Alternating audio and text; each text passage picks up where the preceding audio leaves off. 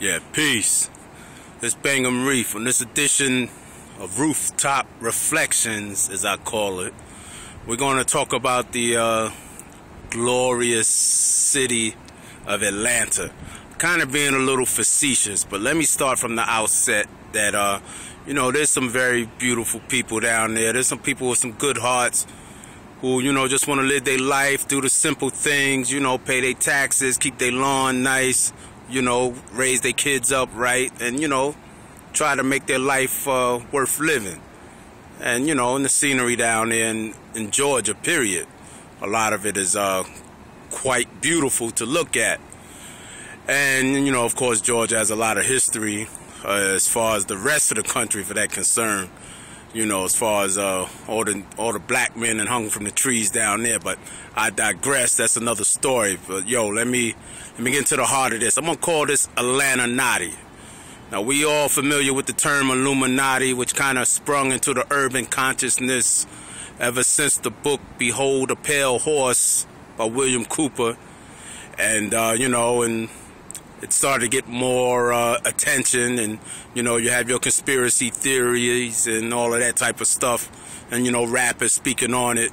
But I think a more real, more actual, concrete, imminent threat to us, to black people here in the hells of North America, is Atlantanatti. That's Atlanta. Now, basically, it's like this. It seems like, to the world at large and to the country in particular, Atlanta must be the Mecca or the citadel of black life, culture, and expression. I don't necessarily see it that way. Oh, yes, it has its positive aspects to it, as I pointed out before. But, let's be very real. What's really behind the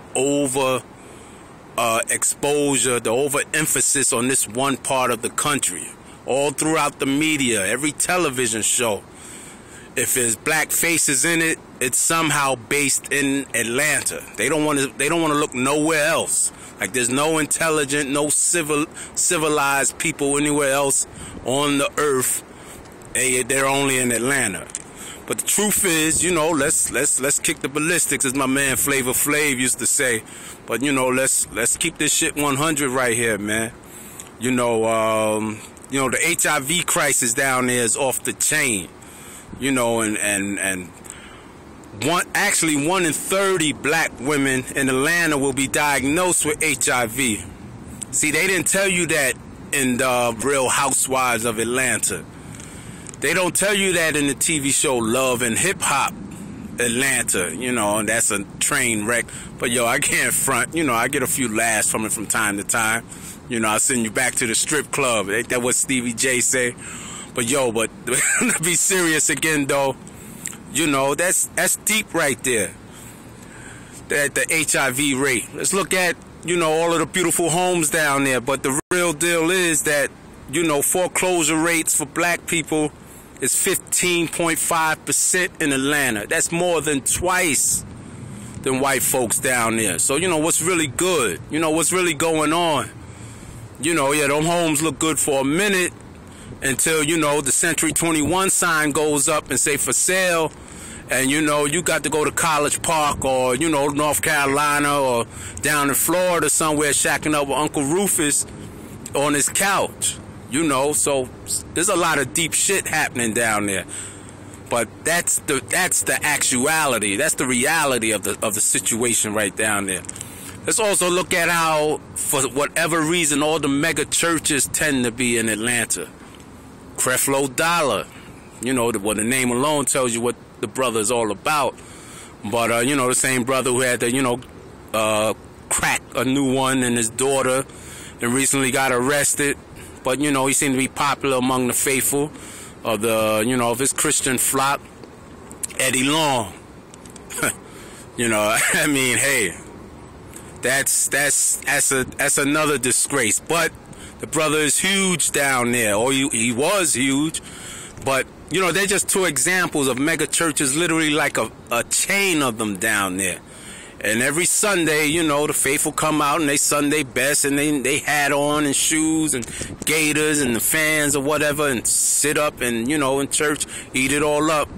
And all around them, Atlantanatti is at work, putting people to sleep, putting people 6 feet under via HIV, via all the single women at risk down there, via all the gay men. How you live, that's your business. But, you know, the consequences, ain't no debate about it.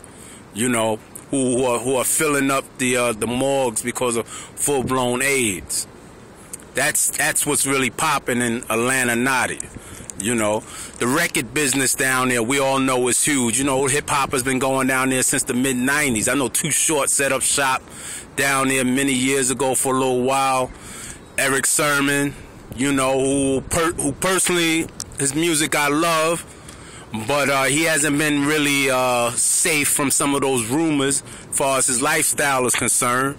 Ludacris, another one who's some people said has something going with Tommy Lee. I don't know the veracity or not, but, you know, he been thrown in the mix too. But the brother doing his thing, got his liquor promotion or license going off, you know what I mean? He got his headphones, which I personally own, sold. You know, I think they the business, you know, music freak like myself. I definitely give them the thumbs up. But, you know, Jermaine Dupri, he been down there for the longest time in Atlantanatti. Is this the only place where record labels can be established? You know, is there some greater conspiracy where the real powers that be are saying, all right, we'll just send them niggas down south, put them in Atlanta, get them out of my face while we handle the real business here in the cities like LA, New York, etc., etc. You know, what's with the overemphasis of the ATL down there? And I'm not hating on the common man down there, but, yo, you open your eyes and see what's going on. Every time you turn on a TV channel and a black face and somehow Atlanta is in the mix with all the earth that we own here on 196,940,000 square miles of the earth, all you see is Atlanta.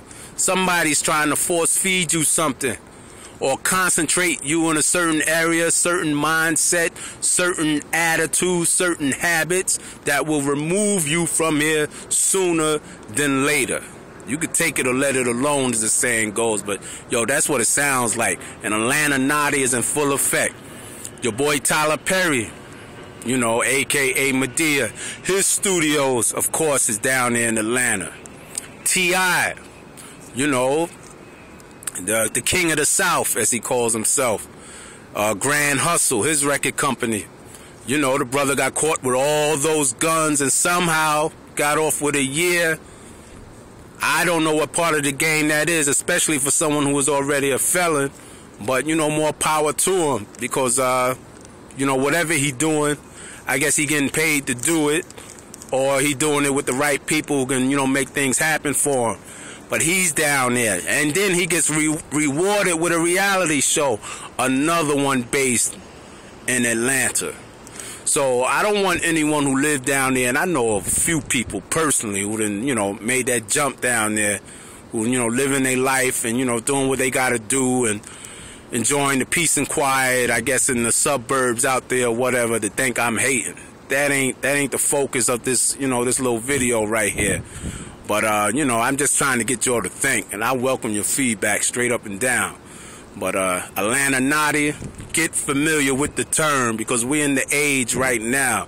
Seem like anything else, anywhere else that concerns black people is irrelevant unless it's in Atlanta, a.k.a. Atlantanatti. On that note, the God is out of here, all right? So y'all holler back, let me know what y'all think. Peace.